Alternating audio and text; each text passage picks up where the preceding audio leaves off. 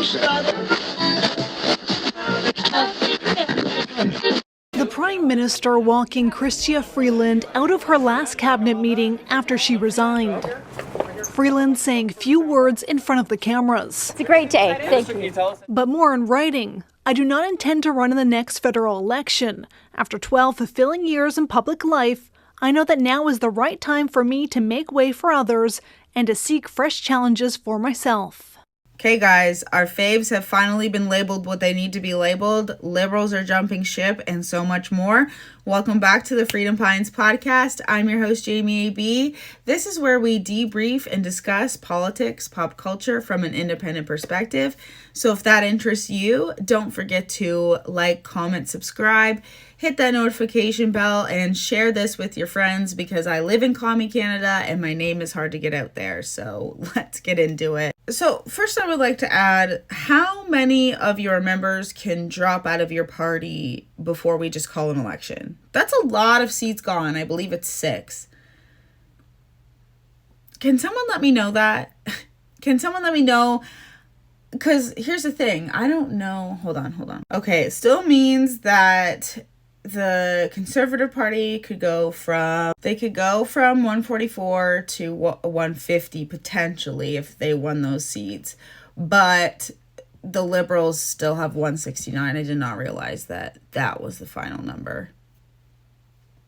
So, still pretty significantly close. I mean, if the Conservatives happen to win all of those seats. Now, here's the thing that I really want to talk about, okay? Because I'm sure you're feeling this too. What an entire waste of our money.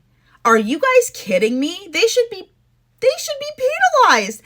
You guys, we just had an election. What are you thinking? Oh, I'm sorry. You didn't realize before that, hiring all of the same people would make it look like you're running the exact same ship?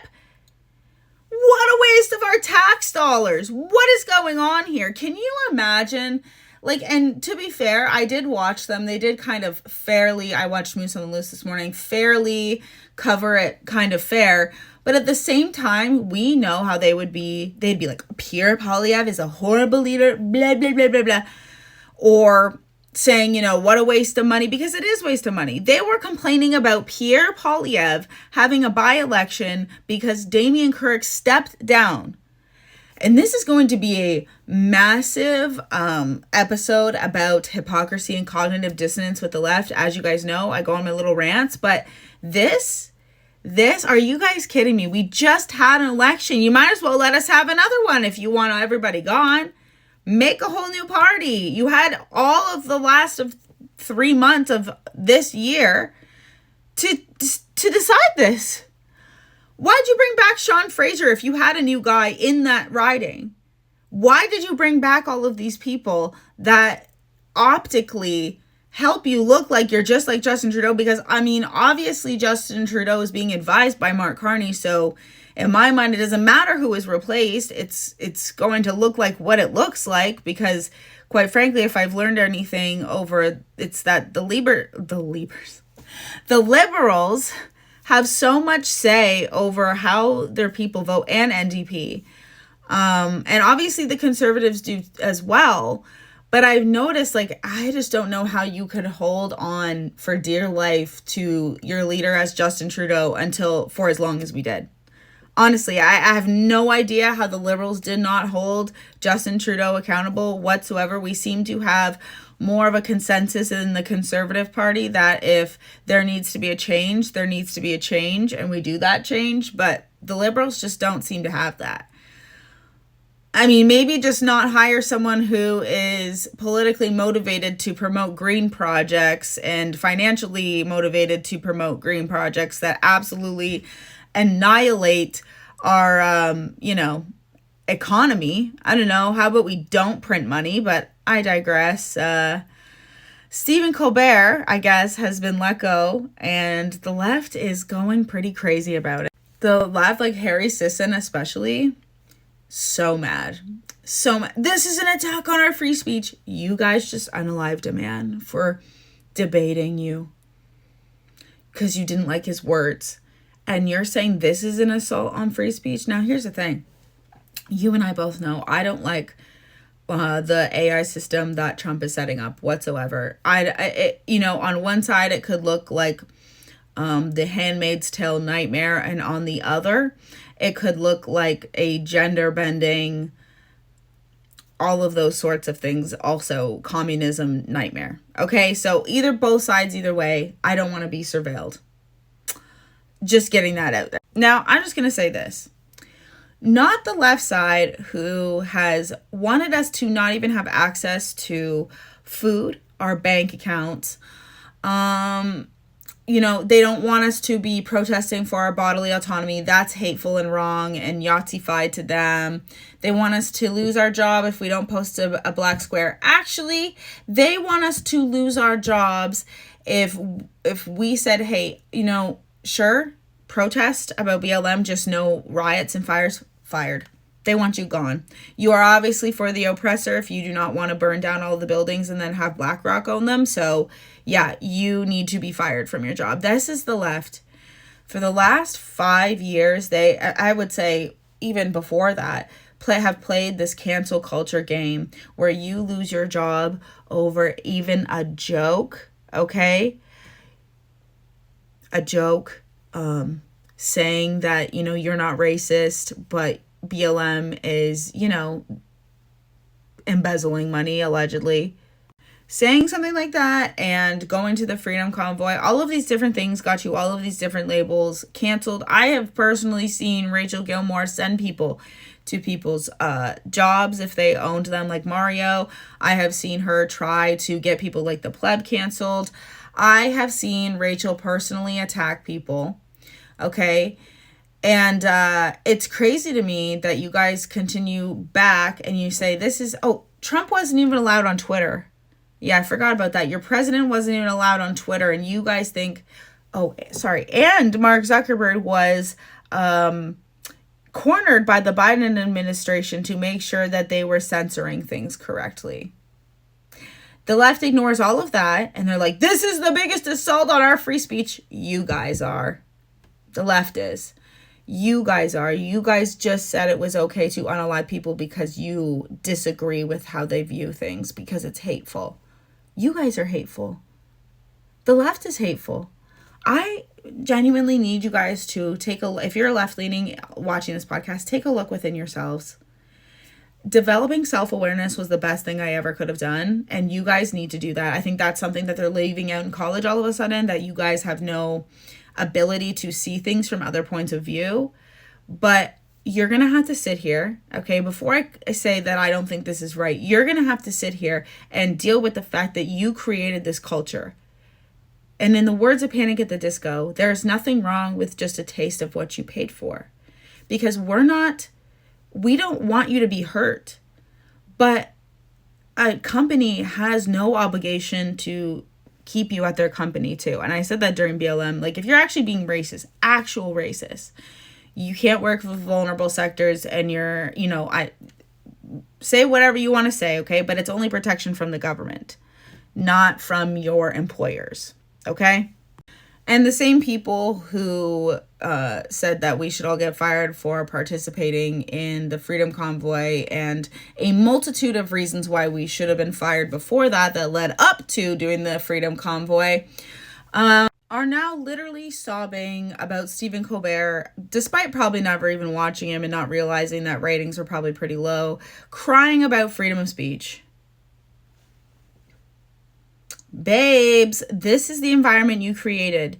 And because you didn't sit there and call it out and say, guys, we shouldn't be doing this, this is a very different message than just saying, hey, I'm not a racist. Like, you had to subscribe to, even if you said, I am not a racist, I have black friends, they would want you fired. You can still be racist. They don't care. You need to be indoctrinated. I'm not even exaggerating, okay? This is just a minuscule of what the left has done to the right for the last 10 years. I would say since 2015, since Hillary and Trump had their little beef, it has been the temperature of politics has just been turning up and up since then. And now we're going to talk about Trump's amazing decision to label Antifa a Yarist organization, because God forbid we not live in 1984.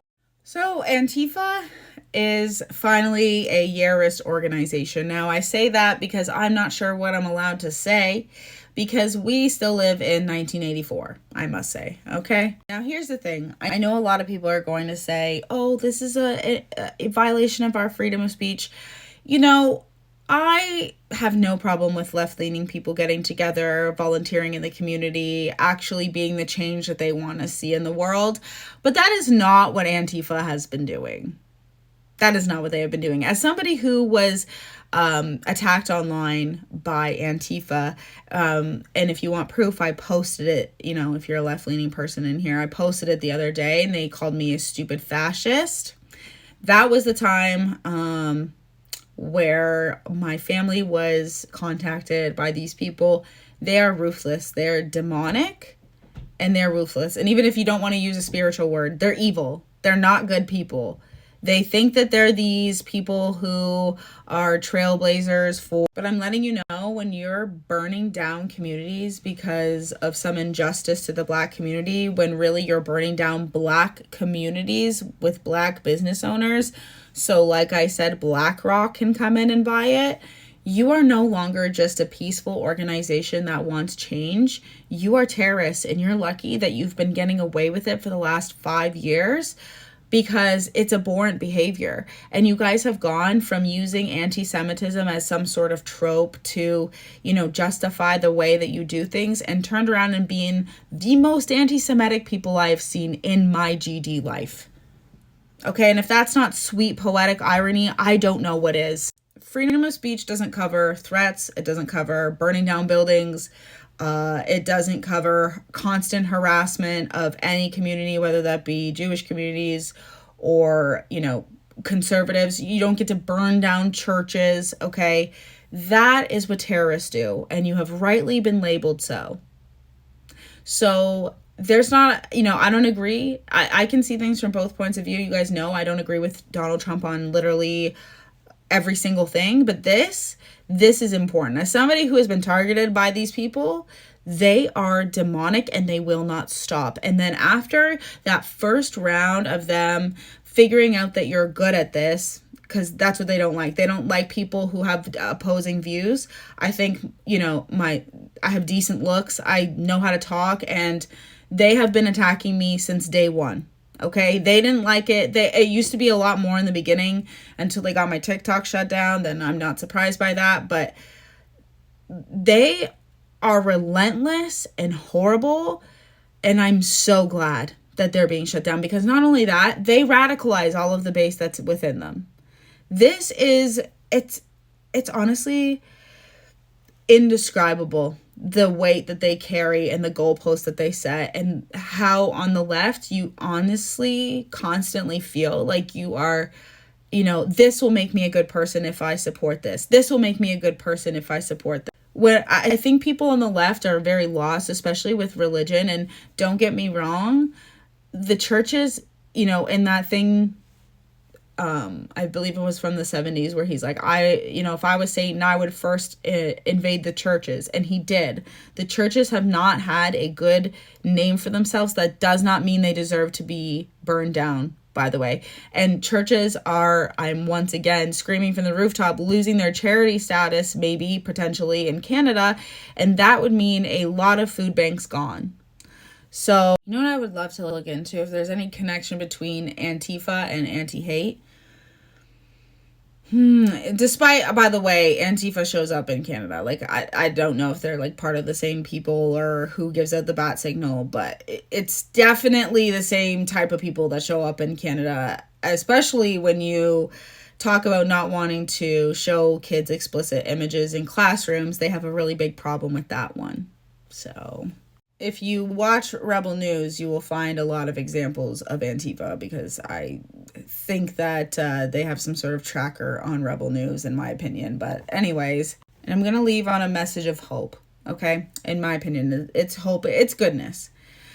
I wake up every single day and, you know, we watch the news. Our groceries are unaffordable. We're going through absolute the pits of hell in Canada.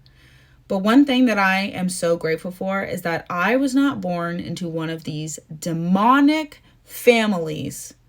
The more that I see how many people in our, especially I would say liberal cabinet are connected to older liberals, very, very concerning to me. Okay, one thing I learned when I did my actual research for Every Child Matters was that bloodlines matter to the elite. They love being like purists and connected and related. And I actually think my biggest this is a it's a theory, okay, is that they're the actual white supremacists. You know how they say that about us, and then for some reason left keeps voting in white rich men? I believe that they are the white supremacists. They aren't lying to us when they think that they are superior than us. Like, I'm talking like the Justin Trudeau type. But think about it. These people don't get to have the same sorts of joys in their life because they couldn't possibly know what it's like to sit down for a couple minutes and just dig in the dirt. They don't know what, especially if you're born into these families, most of the time, they don't know what hard work looks like. They don't know the reward of it. And I am just so grateful that I was not born into some weird, demonic, elitist family, and that I get to enjoy my life with my kids, and that I get to just enjoy the simplicity of life. Like, yeah, money must be nice and meeting all these people and going a bunch of cool places, but I truly am just fine driving the long way home, putting on some music, looking at the scenery, and enjoying life with my kids and my husband. He's just never here because he's working, but you know what I mean?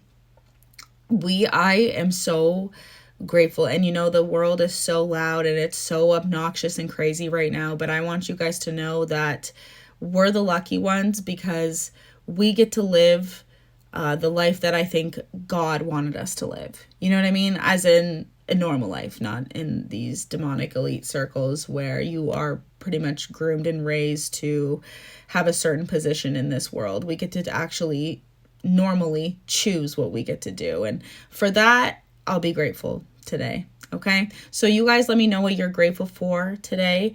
And tell me what you guys think about all of this. What do you guys think about Antifa being able to raise? Do you think the left's going to, I think they're going to be pissed. I think that they're going to I think some stuff's going to go on in America, but what do you guys think is going to happen? Okay. And I'm going to leave you with one of my favorite clips from The Office because this is the left when Stephen Colbert was fired. Okay. I am a victim of a hate crime.